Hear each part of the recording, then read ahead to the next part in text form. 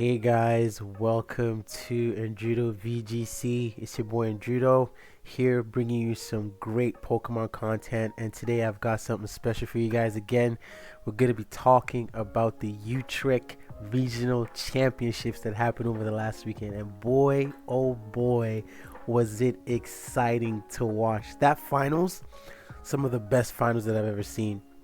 You're gonna have to forgive me, guys. I'm a little bit under the weather. I thought about not posting this, but I decided, you know what, it's too hyped to not post. So we're gonna go through the winning team and the finalist team, and we're gonna talk about what were the trends that I saw while watching the regional championship. First of all, let's congratulate Michael Kelsch on winning his second regional championship of the season. He won Stockholm a couple regionals ago, and he just bagged his second one in Utrecht. So congratulations to him. He's got a great YouTube channel, so I definitely recommend you guys go check it out. He really is an innovative trainer. I like the depth, the detail that he puts in his teams, and we're going to talk about his team actually, but yeah, big congratulations to him.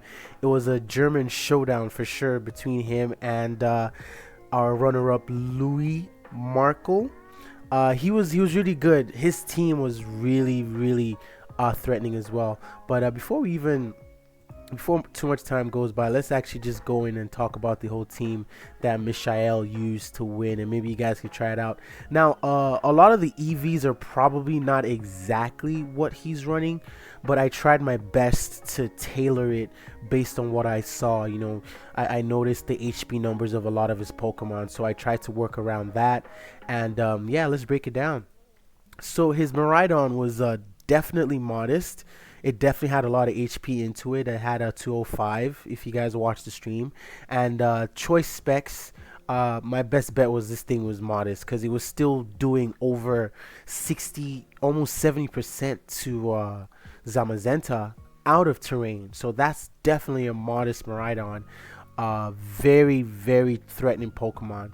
And it did a lot of damage. It helped bring home the win in the final round against the Incineroar, which the Calyrex Ice Rider would have struggled with if Miraidon wasn't able to knock it out.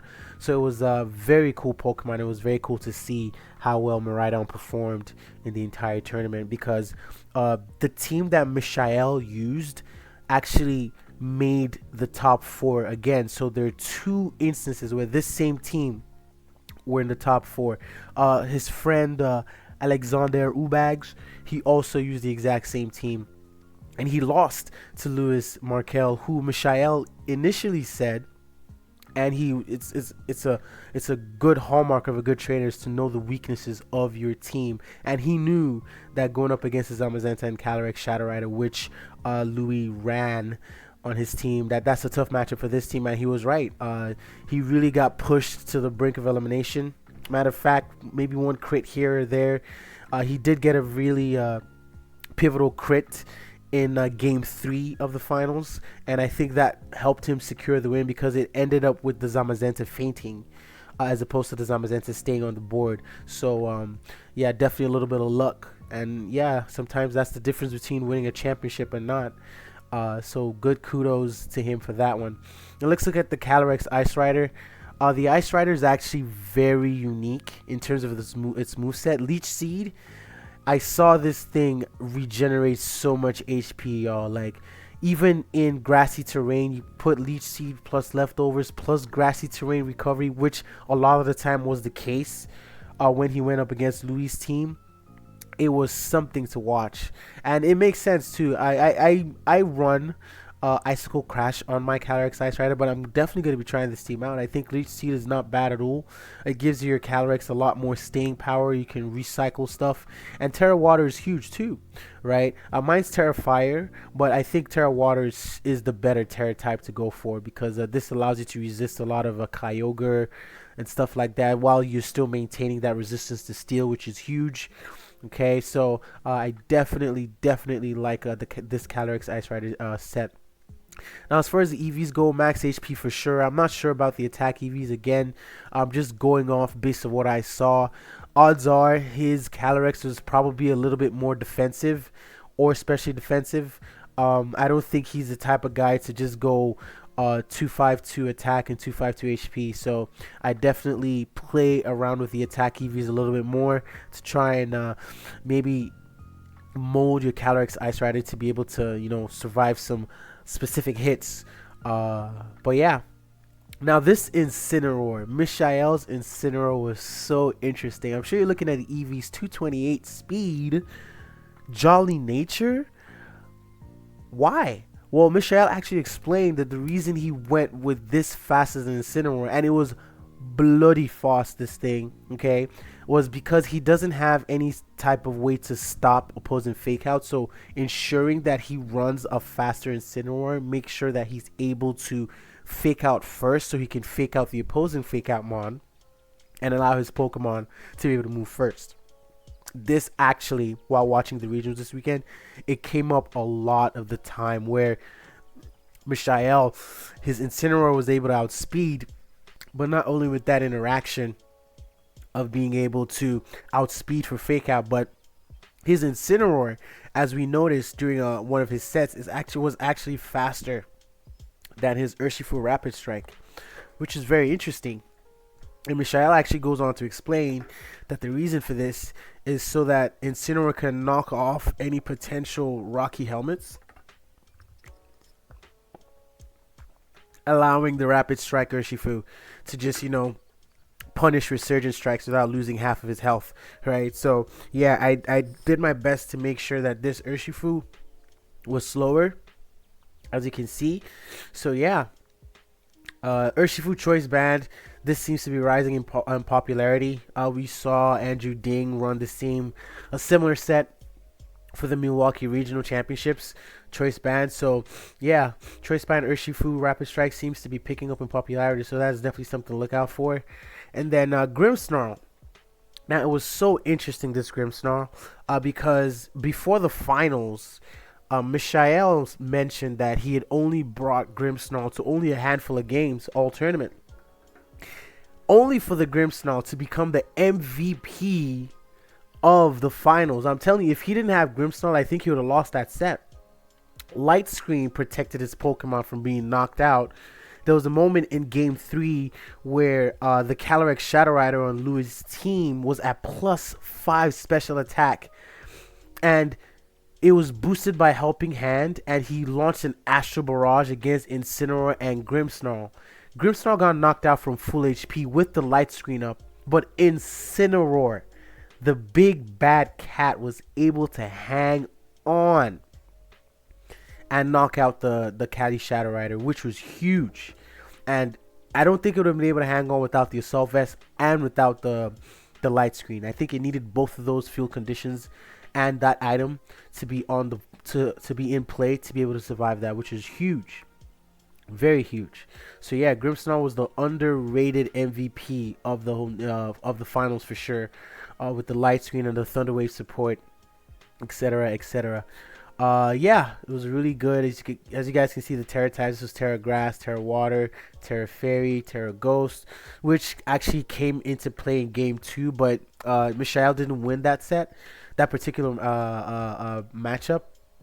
So yeah, it was definitely an interesting matchup. We already spoke about the Urshifu Rapid Strike. Landorus Eye was actually huge. It was definitely max HP based on the HP stats. So you can see there's a lot of bulk on Mishael's team. Like almost everyone has a lot of HP. So it's I'd say it's a defensive team. The first battle of the set was a long one. It was a long one, and Mishael was able to kind of whittle down Louis' team and come up with a W. And I think Landorus is very important to have on this team because the Earth power is huge. You need this to be able to hit, the Zamazentas of the world, which a lot of the time Mishael was able to hit during his run. And you need to be able to hit that Pokemon for super effective damage. Otherwise, the whole team is going to struggle with it.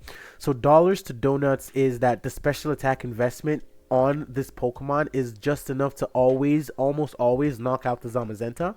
So I definitely be looking out for that. Definitely want to go max HP though, based on his team.